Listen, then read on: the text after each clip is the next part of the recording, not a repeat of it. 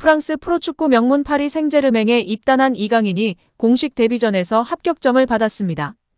이강인은 13일 프랑스 파리의 파르크 대 프랭스에서 열린 로리앙과의 개막전에서 선발로 출전해 후반 37분까지 82분을 뛰었는데요.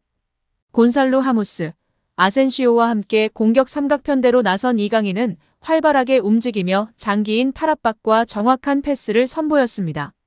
세트피스 전담 키커로도 존재감을 뽐냈습니다. 유럽 통계 사이트 소파스코어는 이강인에게 평점 7.4를 부여했습니다. 소파스코어 기록 통계에 따르면 이강인은 볼터치 85회를 기록했고 드리블을 4차례 시도해 3회 성공했다. 패스 성공률은 88%였습니다. 또 크로스를 12번 시도해 기회를 노렸습니다. 또 다른 통계업체 후스코어드닷컴은 이강인에게 평점 6.9를 줬는데요. 공격 삼각편대 중 가장 높은 평점이었습니다. PSG 공격의 핵심 킬리안 음바페와 네이마르가 이적 이슈로 결장한 가운데 이강인의 데뷔전은 성공적이었다는 평가인데요. 하지만 PSG는 압도적인 내용에도 불구하고 골 결정력 부재를 드러내며 로리앙과 0대 0으로 비긴 것이 아쉽습니다.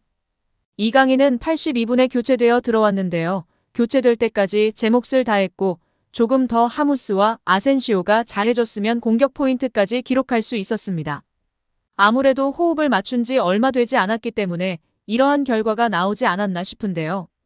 조금 더 공격적인 플레이와 더 많은 파이널 패스가 필요할 것 같습니다. 현재 스쿼드에서는 베라티, 네이마르 2명이 다 빠져있기 때문에 이강인 말고는 창의적 패스를 넣는 사람이 없었습니다. 이강인 선수 혼자 고군분투했다고 볼 수 있습니다.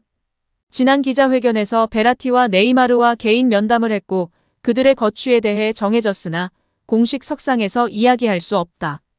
다만 나의 행동을 보면 의중을 알 수 있을 것이라고 발언했었는데요. 이번 로리앙전에서 두 선수 모두 뛰지 않았기 때문에 엘리케 감독의 계획에 없는 것으로 평가받고 있습니다. 이제 다음 주 20일에 2라운드 경기를 앞두고 있는데요. 이제 덴벨레가 오른쪽에 서면 조금 더 나아질까요? 걱정이 앞서는데요. 이강인 선수는 특히 후반 2분 페널티 박스 안으로 크로스가 올라왔습니다. 이를 이강인이 가슴 트래핑 후 오른발로 슈팅했으나 수비발을 맞고 골대 옆으로 지나간 점이 아쉬웠고요. 이어진 코너킥을 이강인이 처리했고 하무스의 헤더 슈팅이 골문을 외면하고 말았습니다. 이강인의 어시스트가 무산됐는데요. 전반 36분 스루 패스를 받은 이강인이 페널티 박스 우측면에서 크로스를 올렸으나 노마크 찬스였던 하키미에게 근소한 차이로 전달되지 않으며 무위에 그친 점도 아쉬웠습니다. 또한 전반 12분 수비 6명 사이의 패스기를 보며 내준 패스는 일품이었습니다. 더불어 전반 16분 페널티 아크 앞 접기 동작 후 과감한 슈팅은 수비 블록에 걸려 아쉬움을 삼켰습니다. 이강인 선수는 전반적으로 몸이 가볍고 볼 소유, 연계 모두 좋았다는 평가를 받고 있습니다. 조금 더 예열을 하면 다음 경기에서는 공격 포인트가 나올 것 같고요. 무엇보다도 음바페, 네이마르, 베라티의 이탈이 정말 아쉬운 상황인 것 같습니다. 여기에 이강인을 향한 찬사와 평가들이 다시금 재조명받고 있습니다. 아시아를 넘어 이제 월드클래스 선수로 증명받기 위한 첫걸음이 시작되고 있는데요. 얼마 전 13일 리그왕 개막을 앞둔 훈련이 공개되었는데 슈팅이나 몸놀림, 스프린트 등을 아무 거리낌 없이 하는 모습이 공개되면서 팬들이 관심과 기대를 받고 있습니다. 현지 유력 매체 레키프는 매우 우수한 기술력을 가진 선수이며 골문 앞에서 엄청난 실력을 자랑한다. 이런 상승세를 유지한다면 유럽 주요 팀들에서 활약할 수 있는 잠재력이 풍부한 선수라고 평가했습니다. 현지 팬들은 이강인과 같이 빠르고 드리블이 좋은 선수가 필요했다.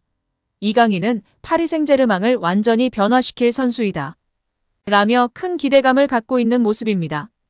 잉글랜드 카디프에서도 뛰었고 국가대표팀 출신으로 훌륭한 미드필더였던 김보경 선수인데요. 김보경 선수는 이강인을 향해 훌륭한 선수들을 많이 봐왔는데 이강인 선수를 처음에 보고 퍼스트 터치가 다른 점에서 정말 크게 될 선수라고 생각했다고 발언하며 큰 관심을 받았습니다. 세계적인 선수들의 퍼스트 터치를 보는 것 같았다며 완전히 다른 클래스라고 극찬하며 화제가 되었었습니다.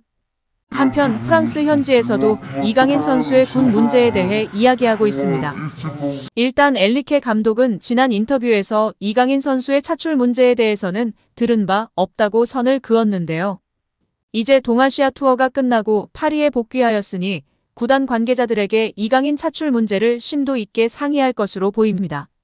파리 생제르맹은 현재 음바페 처분 문제로 매우 골머리를 앓고 있는 상황이기 때문에 이강인 선수의 아시안게임 차출 문제는 아시아 투어가 끝난 후 상의할 것으로 예상되었고, 이제 구단과의 논의 후에 곧 공식 발표가 있지 않을까 싶습니다. 일단 차출은 긍정적인 방향으로 진행될 것 같은데, 조별 예선 마지막 경기부터 차출이 될 것이냐, 아니면 토트너먼트부터 차출이 될 것이냐가 초미의 관심인 상황입니다.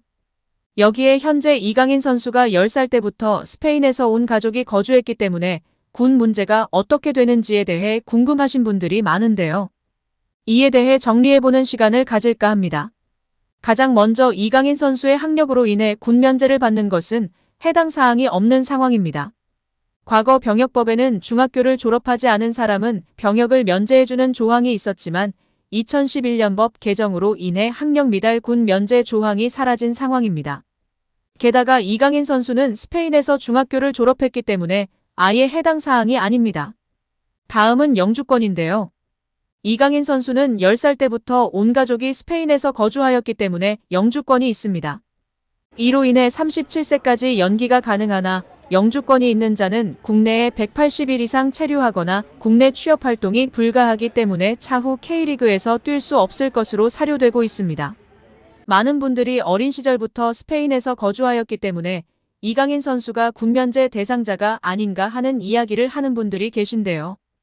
이강인 선수는 영주권을 가지고 있어서 앞서 말한 대로 37세까지 군대를 연기할 수 있고요. 스페인 국적 등 이중 국적을 취득하지 않았기 때문에 대한민국 국적만 가지고 있는 것으로 알려져 있습니다. 따라서 37세까지 군 입대 연기는 가능하나 면제 대상자는 아닙니다. 대한민국 남성으로서 군 입대 대상자에 포함되는 상황입니다. 혹시라도 복수 국적을 갖고 있다면 병역을 피하기 위해 국적을 포기하는 사례가 있을 수 있으나 이강인 선수는 그럴 일이 없을 것이며 알려진 바로는 복수 국적자가 아닌 것으로 알려져 있습니다. 현재 22세로 젊은 나이이기 때문에 이번 아시안게임을 혹시 놓치더라도 앞으로 기회는 많이 있고 올림픽도 있고 하니 시간은 많다고 볼 수 있습니다. 과연 이번 황선홍호가 사고를 칠 수 있을지 반신반의하는 팬들이 많이 있는데요. 그래도 우리나라를 대표해서 중요한 대회에 참가하니 우리 선수들 부상당하지 않고 후회하지 않고 최선을 다하길 진심으로 바라고 응원하겠습니다. 이강인 선수도 차출이 된다며 클래스를 보여주며 멋진 활약을 기대하도록 하겠습니다. 무엇보다도 부상을 당하지 않도록 조심해야 할 것 같습니다. 다치지 않고 좋은 결과를 기대해봅니다. 오늘도 시청해주셔서 감사합니다. 늘 건강하시고 더 좋은 영상으로 찾아뵙겠습니다. 구독과 좋아요도 잊지 마시고 부탁드립니다. 감사합니다.